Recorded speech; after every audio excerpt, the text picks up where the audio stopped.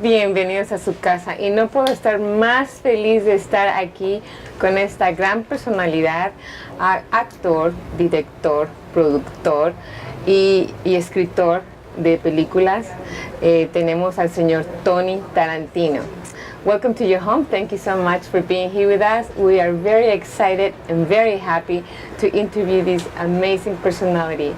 He's been an actor, a screenwriter, a producer, and a director. And we have now Tony Tarantino. Hi Tony, how are you doing? I'm totally fantastic, and thank you for having me here.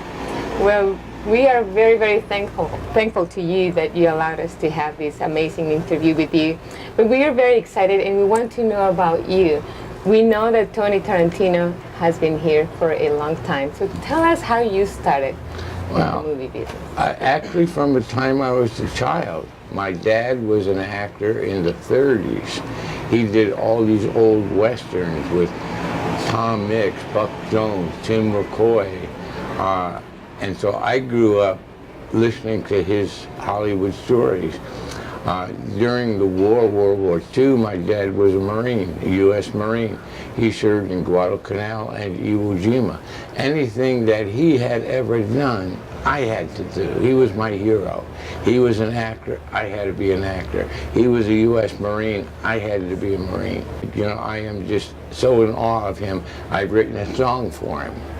After he passed away, I call it Daddy's Words. And I plan on even writing a book, titling it The Words My Daddy Said to Me, which is part of my song. Beautiful. Well, it is amazing, the story, and to meet someone who loves his father like you do is, I mean, he had to have a great impression in your life for you to become who you are right now. He had a phenomenal influence on me. I mean, from the time I was in grade school, I had to be in school plays. I listened to all my dad's Hollywood stories. I feel like I know Buck Jones. I knew Tom Mix, Tim McCoy. I never met those people. But from the stories my dad told me, it felt like I knew them. Y amigos, más que nada, permítanme decirles que Tony Tarantino adora y adoraba a su papá. Él era su héroe y lo conoció más que nada pues viendo todo lo que son las películas que él hacía, porque él también era un actor. Tony dice que todo lo que su papá era, él lo quiso ser. Su papá era actor, él se convirtió en un actor. Su papá era un US Marine, él también se convirtió en un US Marine. Y él ha hecho todas esas experiencias que él vivió con su padre, lo han hecho la personalidad que es ahora, Tony Tarantino. So now tell us your acting. When did your acting start? My first film was in a film called Where the Boys Are. I, in my memory, believe it to be 1958.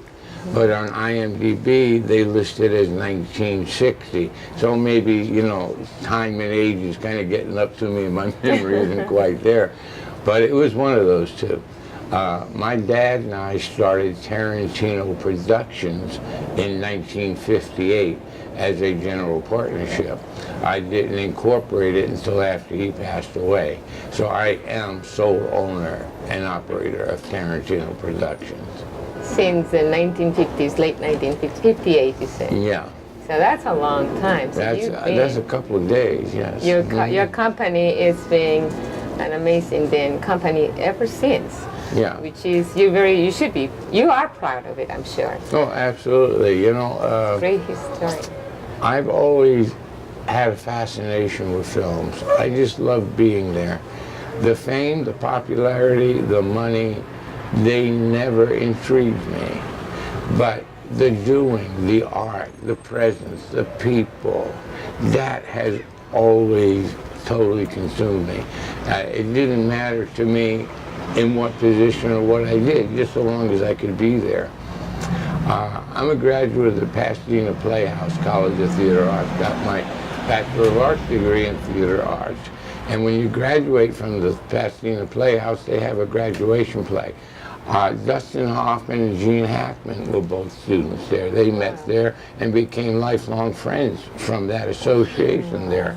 And when we graduate, we have a graduation play the student body votes on the students that'll play the male lead and the female student that'll play the female lead.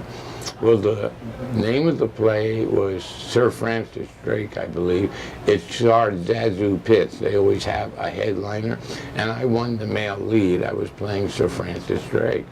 And this is really cool.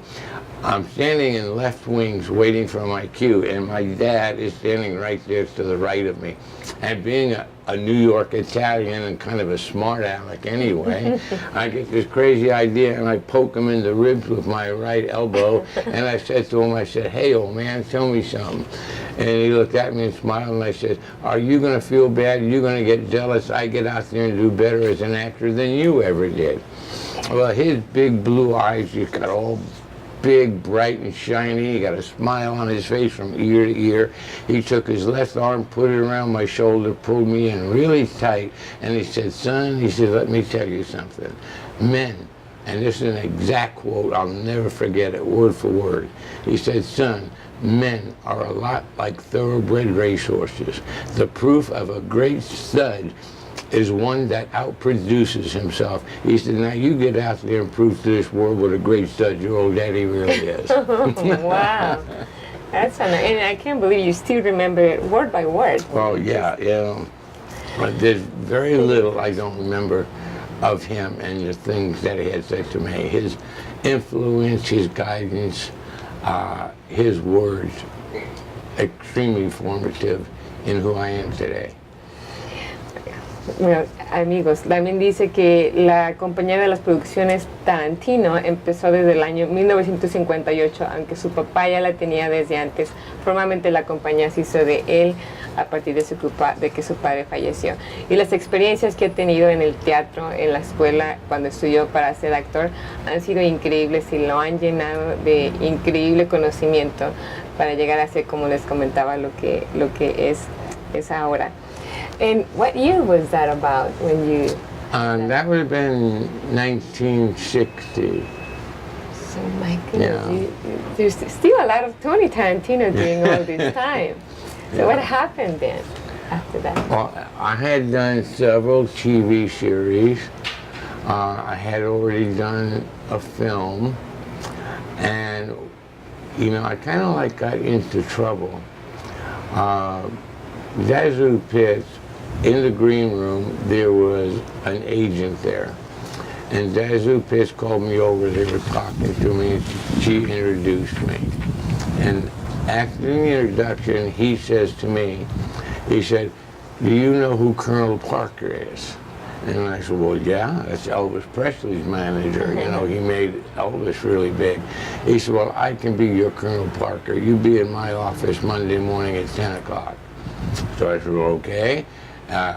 I looked at Zazu Pitts, and she said, "If anybody can do it, he can't be there." So I said, "All right." So 10 o'clock in the morning, I'm in the office of Henry Wilson. Henry Wilson at the time was agent for Rock Hudson, Jim Nabors, and several others. So I'm standing there in his office, and he gives me this whole big speech. And he says to me, he says, "We sign a contract. We will go down to Rodeo Drive. We will buy you a new car. It'll be yours. I'll pay for it. We'll get you a whole new wardrobe. It'll be yours. I'll pay for it. And when you start earning money above and beyond my 10%, I'll take a little payback for what I spent in promoting you." So I said, "Okay, fine." And we go through all of this. And he says, "Where do you live now?" I said, "Well, it's the dorms at the Pasadena Playhouse." He says, "Can you move out?" I said, "Yeah, my time is up. I can move out." He said, "I want you to move into my house." He said, "You will be seen with only the people that I have you to be seen with.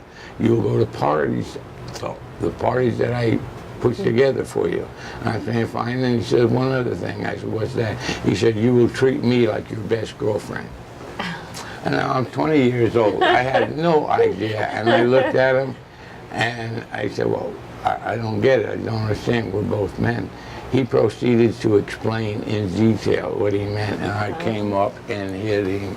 He went flying over his desk. He got up, took out a handkerchief, wiped his mouth, and says, "You'll never work again in this town." And he said, "Forget New York. You don't have a shot there either." I was working on a lot, I believe at Paramount at the time, on a series. 2 days later, they called me in. I was released. I lost a couple of TV series, and I lost a part in a film. And so I said, okay. So I changed my name. I started calling myself Tony Morrow, all right? And I started working as Tony Morrow. One day I'm on set, and a grip comes up to me, and he says, "Hey, Tony." And I said, "Yeah." He said, "Is your real name Tarantino?" And I said, "Yeah." I was off the set that night. So then from there, I went to work behind the scenes. I put together a portable body shop. I believe I was the first ones to ever figure out how to do TIG welding, MIG welding on outside. And I did films like The Hidden with Michael Neary. I did all the Ferraris. I did everything. So I just worked behind the scenes. I liked being in the industry, and that's all that was important to me. And I didn't get another shot until Quentin's fame. Now, all of a sudden, the name Tarantino had some real value. All right, and so boom, now I start getting calls as an actor, as a director, and what have you. And the reason was they could buy the name Tarantino for a hell of a lot cheaper than they could buy Quentin.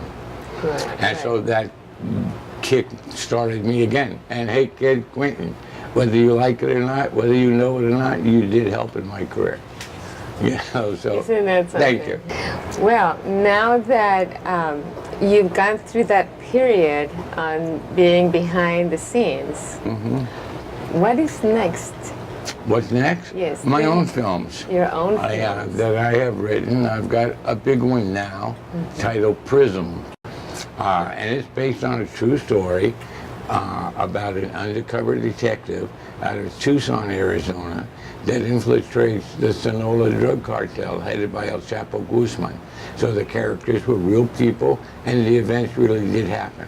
I did take some creative artistic liberties to make it more exciting and what have you. So I get it from point A to point B a little differently, but I stuck to the true facts. We're very excited about this incredible project because it seems like it's getting some attention already. And I think that is, in my opinion, I think it's going to be great, and I can hardly wait to see the whole production. So where are you now on it? I know that there's the story, like you said, is this true we story. plan on rolling cameras for May. We plan on having the film released theatrically in December. I do have a distribution contract in force. We are guaranteed 3,000 screens across the U.S. and 6,000 more internationally.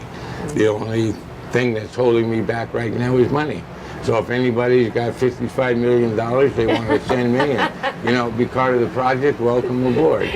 But and we're working hard on that now. Well, that's anything we can do to support that. We know it's going to be a great film. And where is it going to be shot? Originally, I wanted to shoot it where the real events took place. Tucson, Arizona, Nogales, Arizona. And back when I started negotiating with Arizona, they were offering a 30% tax rebate or some form. They have since dropped it. And now New Mexico has turned around and offered, I think, 30. And so I'm going to wind up shooting it in New Mexico. How many people, just to run sort of like a close number, will be involved in the production? The production will totally employ about 300 people. 300 people. Yeah. That is an amazing crew. I mean, and from actors to that's everything: technical crew, pre-production people, post-production people, editors, designers, set directors. Everybody in the industry. Where does Tony get all the energy to keep moving forward and create these amazing projects? It's genetic. It's genetic. Yeah, that and a good multivitamin. What could I tell you? And so it's genetic, and mostly that you like what you do. You love what you do. Exactly. Yeah. Like, You know, on Entertainment Tonight, yeah. they asked me, the last thing she asked me in the interview, she says, Tony, if you weren't doing what you're doing now, what would we see you doing? And I just smiled and said, probably pushing a shopping cart down Hollywood Boulevard. You're amazing. So Prism now being your main project. Yes, that's correct. I assume it's taking a lot of your time. 100% of my time. 100% of your time. Yeah, and even more than that, it's just, I mean, I'm in negotiations with funders constantly, with attorneys, with contracts. It's an uphill, never-ending battle.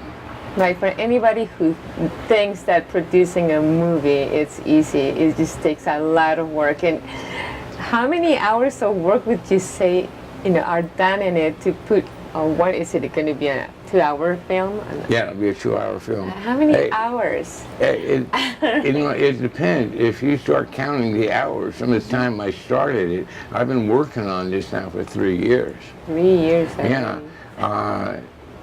To finally through principal photography and then into post, 1,000,000 hours. It's amazing. I mean, it started from one little idea. And what made you get or think of Prism as a project? Where did it start? It started with the writer of the novel, Thomas J. Nichols, who wrote the novel Color of the Prism. A phenomenal novel. He had great success with it, made the bestsellers list with it. He contacted my agent and said, wanted to know if I would be interested in writing the screenplay. He'd love to see that novel turned into a screenplay. My agent gave me his name and number. I called him, we talked, and he overnighted the novel to me. I read it that night, called him back and said, I love your novel. It's a great story. I'd love to write the screenplay. So he flew out, and we met, and we talked about it. And I wound up buying the rights to the novel. So you really went for it. Because to you it was a great project to bring to the screen. Right. The novel is really good. And that's what really sold me. I read that, knowing it's the true story. It brings in everything up to Fast and Furious, the shooting of Agent Cherry. There's every police authority across the nation backing this film up right now. I went ahead because Quentin, back in, when was it, August? It was October 18th. He came out in New York and made some horrific statements about police. He called all cops murderers, and that just infuriated me. I have a whole lot of family that were PD. I had 2 cousins on my father's side of the family that were NYPD. Both made it to retirement. One a lieutenant horseback cop, the other one a lieutenant detective. I had 2 cousins on my mother's side of the family. One was called into the Columbia riots, had his back broken 3 places, is a paraplegic to this day, and another killed on duty. And I saw what those families went through. Kids growing up, 4, 5, 6 years old, and their daddy has been killed. That is so much tougher than, say, a divorced family. Yes. It's a whole different story. These kids never get past the want, the need, the desire for that parent. Right. And they never get a satisfaction. That's very, very sad. So because of that, and because of what he did, and I came out very heavily against what Quentin had said publicly, NYPD published a big article, did a big interview, and it went viral. The New York Post, the New York Times, everybody picked it up. And because of that, somebody said something to me, and I said, you know what, I tell you what, I will put my money where my mouth is. I pledge 10% of the net profits from this film to police authorities across the nation. Thank you so much. That is so honorable. For families of officers that are disabled or deceased on duty.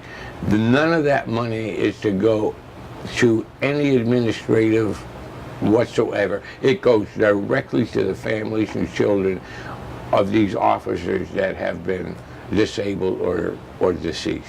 Well, that's why we all need to support your project, because if that helps those families that have been in, and it's like you said, it's a horrible experience to go through that stays with them in their lives. And in reality, those are our true heroes. Right, exactly. Those are the people that we need to honor.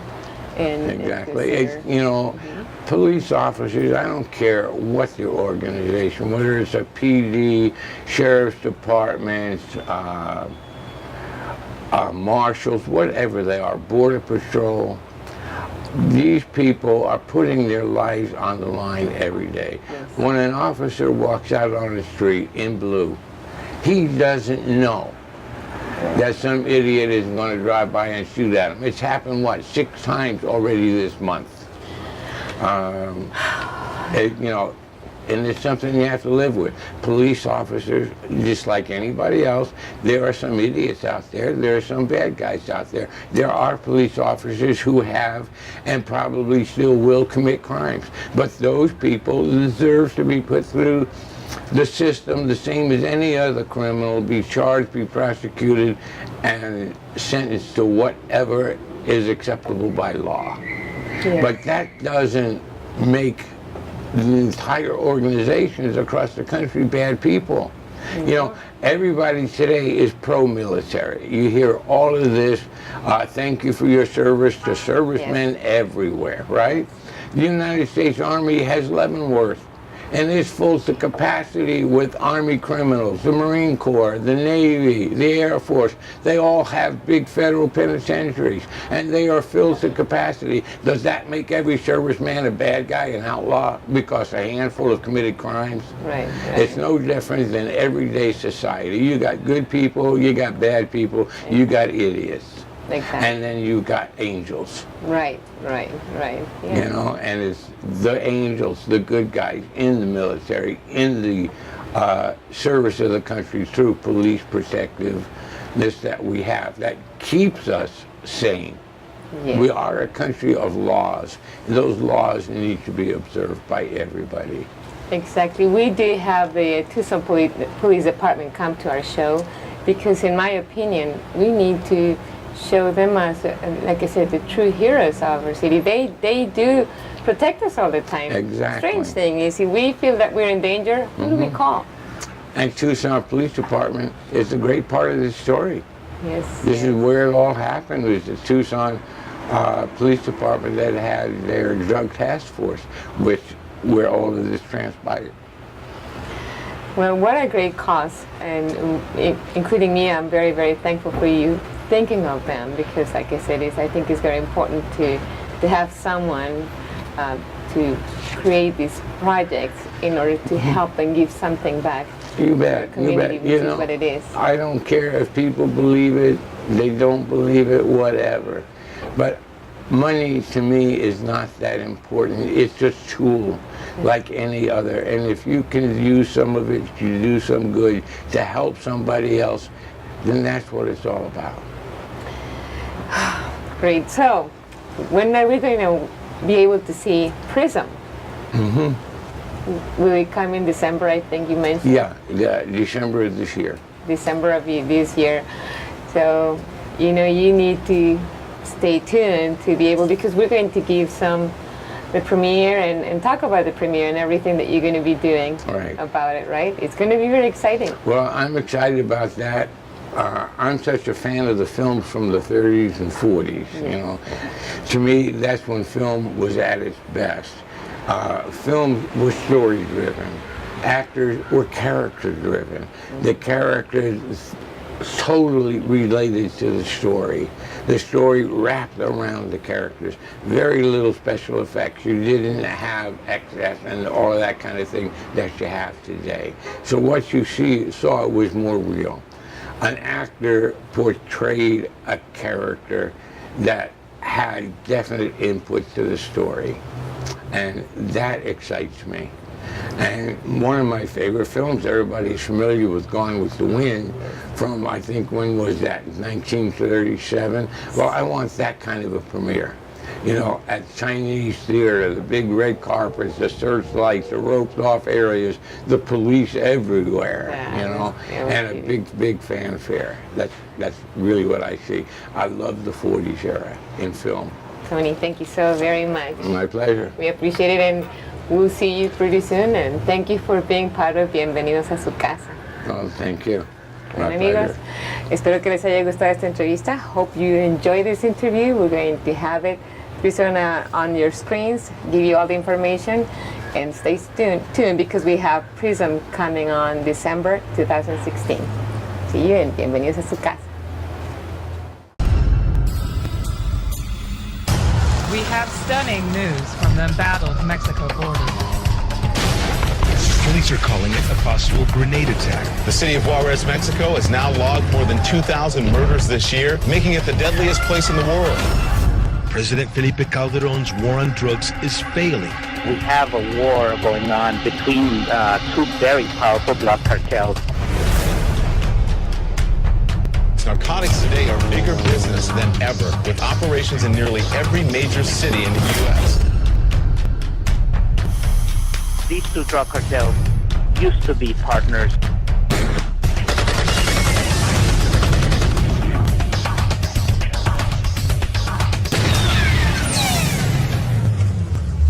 It's been very difficult to stop the bloodshed.